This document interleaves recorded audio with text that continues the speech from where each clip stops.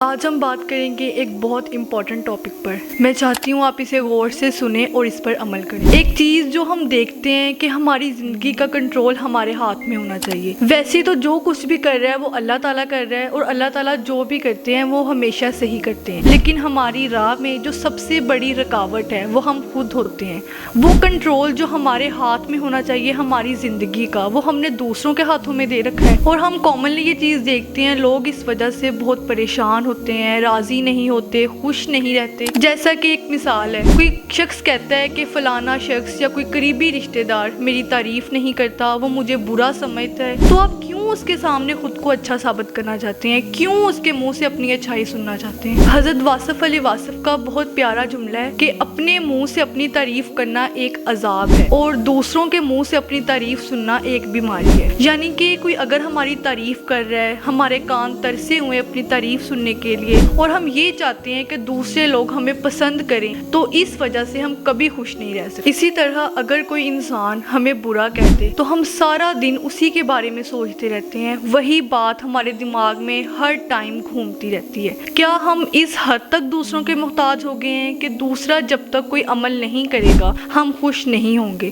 اللہ تعالیٰ کو تو معاذ اللہ ہم نے اس ایکویشن سے ہی نکال دیا ہے۔ حضرت واصف علیہ واصف نے بہت بڑی بات بہت آسانی سے سمجھا دی کہ انسان ساری زندگی محنت کرتا ہے دوسروں کو خوش کرنے کے لیے، تو سمجھ لیں اس کی محنت کامیاب ہو، آج اس کی خوشی کا دن ہے۔ کیا کبھی اس نے خود سے پوچھا کہ آج کس کی خوشی کا دن ہے؟ اگر تو آج اس کی اپنی خوشی کا دن ہے تو یہ انا کا مسئلہ ہے، وہ انا کا مسافر ہے، اس کا مطلب ہے یہ بہت بڑا عذاب ہے اس کے لیے۔ لیکن اگر وہ یہ سوچتا ہے کہ یہ اللہ تعالیٰ کی خوشی کا دن ہے تو وہ تسکریم رضا کا مسافر ہے، اور یہ اس کے لیے بہت بڑی نہیں۔ تو ہم نے یہ چیز سمجھنی ہے کہ ہم نے اخلاقیات میں الہیات کو لے کر آنا ہے۔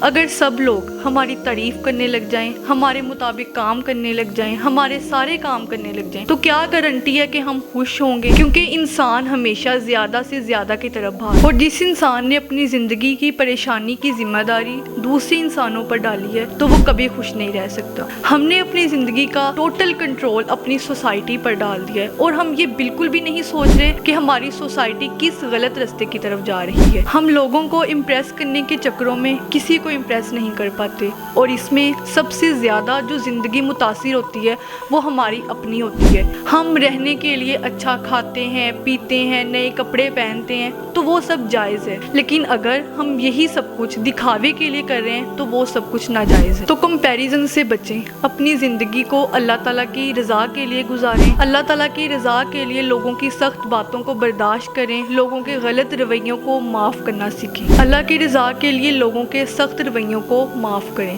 کیونکہ خوش نصیب وہ ہے جو اپنے نصیب پر خوش ہوتا ہے۔ جو انسان کہتا ہے کہ میں کل خوش ہوں گا وہ کبھی خوش نہیں ہو سکتا۔ سو پلیز اپنی زندگی کی پریشانیوں کی ذمہ داری دوسرے لوگوں پر ڈالنا بند کریں۔ ہر شخص فردن و فردن اللہ تعالیٰ کو جواب دے ہے، ہر شخص نے اللہ تعالیٰ کو علیحدہ جواب دینا ہے، تو اللہ پاک ہمیں عمل کرنے کی توفیق عطا فرمائے۔